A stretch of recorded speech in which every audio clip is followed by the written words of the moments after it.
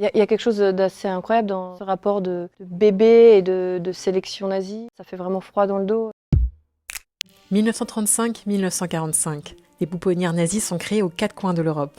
Un projet pensé par Himmler pour peupler l'Allemagne nazie de bébés aryens que l'illustratrice Isabelle Marroger raconte dans son roman graphique Lebensborn. C'était un programme eugéniste pour faire naître des bébés aryens avec des femmes qui étaient sélectionnées selon des critères eugénistes, qui allaient donc avoir des bébés avec des soldats allemands qui avaient pour mission de sympathiser avec des femmes aryennes. Les femmes étaient mesurées, pesées, et les bébés à leur tour l'étaient, certains mis de côté s'ils ne correspondaient pas aux critères. C'est au collège, lors d'un cours d'histoire, qu'Isabelle Marroger apprend l'existence des Lebensborn. Une révélation pour la jeune fille qui comprend immédiatement que son histoire familiale est liée à ce projet nazi.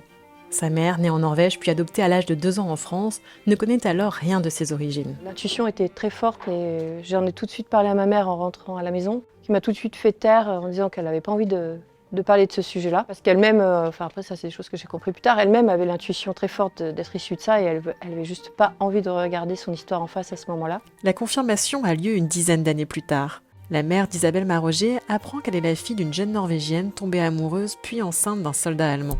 Ce soldat, comme de nombreux autres pendant la Seconde Guerre mondiale, répond alors à l'incitation du régime nazi de mettre enceinte des femmes aux caractéristiques aryennes avant de les rediriger vers une maternité Lebensborn. Quand la grand-mère d'Isabelle Marroger, qui ne sait rien des plans du Lebensborn, réalise son implication dans le système, elle s'enfuit avec sa fille puis la confie à l'adoption pour la protéger des répercussions auxquelles les bébés Lebensborn sont alors confrontés.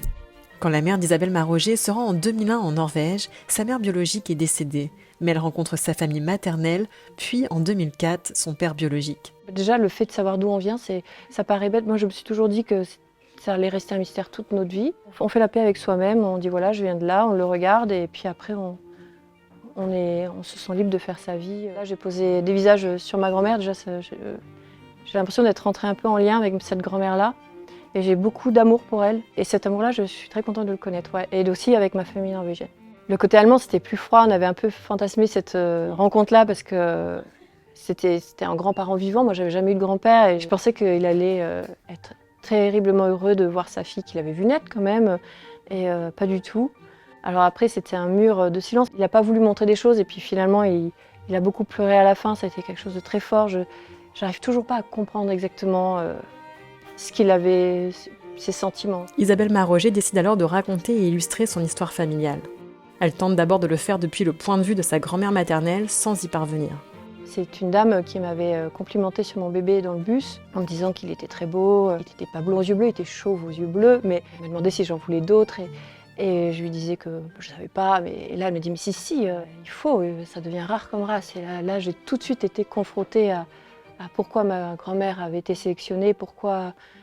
Là, je me souviens que j'avais vraiment eu un effroi et des frissons. À force, je me rends compte que j'avais quand même plusieurs petites anecdotes sur le sujet qui me liaient à cette histoire et en me disant que cette histoire c'était aussi la mienne, que je pouvais la raconter à ma façon et que c'était beaucoup plus facile de raconter à ma façon parce que quand je le raconte à ma façon, c'est des choses que j'ai vécues. Les dialogues, là, je les tiens tout de suite, le décor, je le tiens tout de suite. C'est plus qu'un fil rouge à tirer, quoi. Et là, c'était très, très fluide.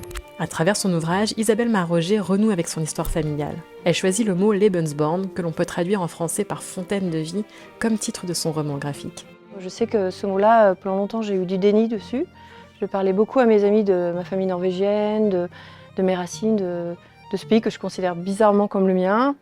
Et j'avais fait complètement du déni de ce mot-là. D'affirmer ce mot en couverture aussi, c'était affirmer que c'était aussi mon histoire et que voilà, dans ma famille, on est toutes très fiers d'avoir des résistants et en fait, on se rend compte que non, il n'y a pas que ça. Ce passé-là, il faut le regarder aussi en face et de ne plus en avoir honte. Une trentaine de Lebensborn ont été créés en Europe par les nazis. Si la plupart sont situés en Norvège et en Allemagne, on en trouve aussi en France, en Belgique, aux Pays-Bas ou encore en Pologne. Entre 10 000 et 15 000 bébés y sont nés. Dans son roman graphique, Isabelle Marroger leur redonne une voix. Le racisme, il est présent partout dans notre société. Parler de réarmement géographique, c'est encore un sujet très actuel. Tous ces sujets-là sont loin d'être résolus et ce roman graphique, ça permet aussi de ne pas oublier. Et je pense que regarder le passé pour mieux regarder l'avenir, c'est hyper essentiel pour qu'on apprenne espérer apprendre des erreurs du passé, quoi.